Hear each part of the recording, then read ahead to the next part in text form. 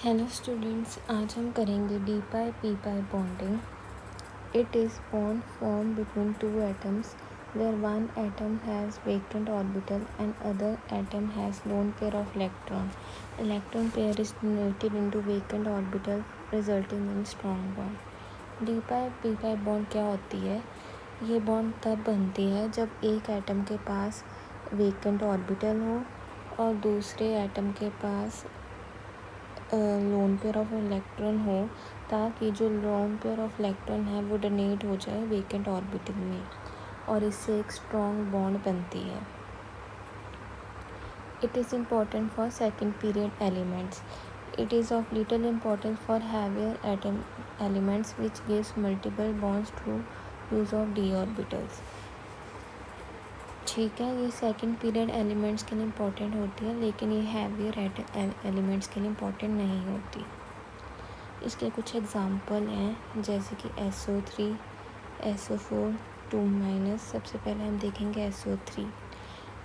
हमने VSEPR theory में पढ़ा था फॉर्मूला, जिससे हम निकाल सकते हैं कि कौन सी शेप एक मॉलिक्यूल अडेप्ट करता है.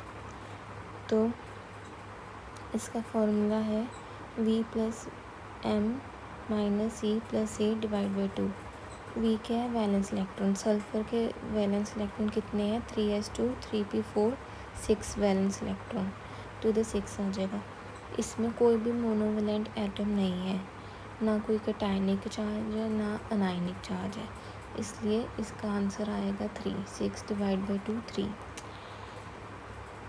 3 का मीन्स ट्रायंगल प्लेनर ज्योमेट्री बनेगी.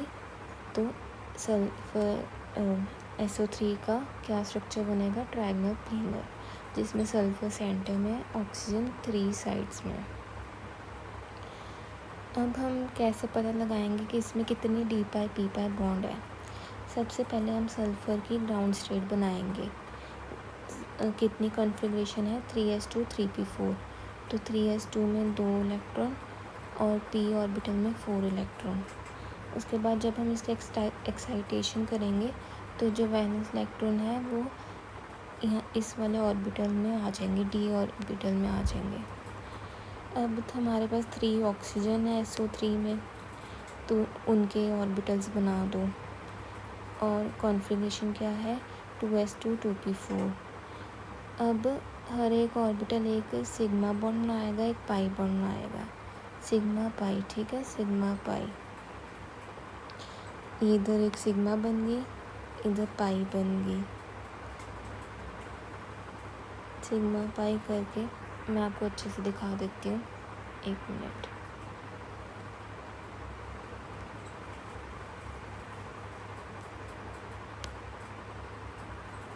ये देखो, ये वाले ऑर्बिटल एक सिग्मा बॉन्ड बनाएगा इसके साथ, पाई बॉन्ड ये इसके साथ बनाएगा, सिग्मा 1 एक, ये तीसरी सिग्मा, ठीक है.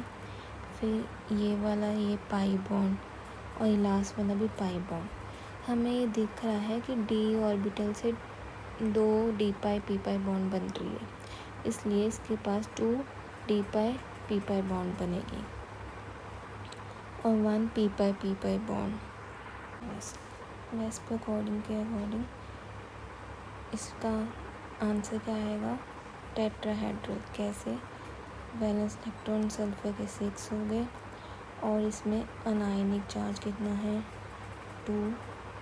तो +2 करेंगे, 8/2 4. तो टेट्राहेड्रल बनेगा. इसलिए हमने इसकी शेप टेट्राहेड्रल बनाई है.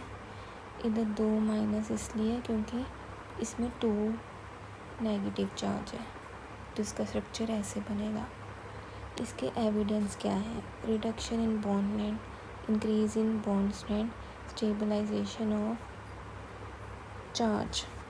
SO4 2- में 4 ऑक्सीजन होते हैं और 2 ऑक्सीजन में नेगेटिव चार्ज होगा.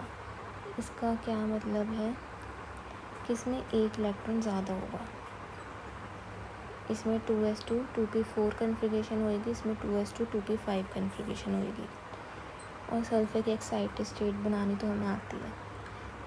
इसके साथ एक सिग्मा बनेगी, इसके साथ भी एक सिग्मा बनेगी, इसके साथ एक सिग्मा और एक पाई, ठीक है, एक सिग्मा और एक पाई। तो हमें साफ साफ पता चल रहा है कितनी डी पाई पी पाई बॉन्ड है, 2 डी पाई पी पाई बॉन्ड है। इसका third example, PO4 3 negative. Phosphorus की कन्फिग्रेशन हमें पता है कितनी होती है, 3s2 3p3। अब इसके हम कैसे शेप पता करेंगे, वेस्पर थ्योरी का फॉर्मूला। इसमें वैलेंस इलेक्ट्रॉन 5 है और नाइनिक चार्ज कितने हैं, 3। तो हमारा आंसर क्या आएगा, टेट्राहेड्रल। इसके हम टेट्राहेड्रल शेप बनाएंगे जिसमें 3 ऑक्सीजन के पास नेगेटिव चार्ज है, O negative, O negative, O negative और एक न्यूट्रल। एक सिग्मा बॉन्ड बन गई, एक सिग्मा इधर, एक सिग्मा इधर और एक इधर, एक सिग्मा और एक पाई। तो हम देख सकते हैं कितनी डी पाई पी पाई बॉन्ड है, 1।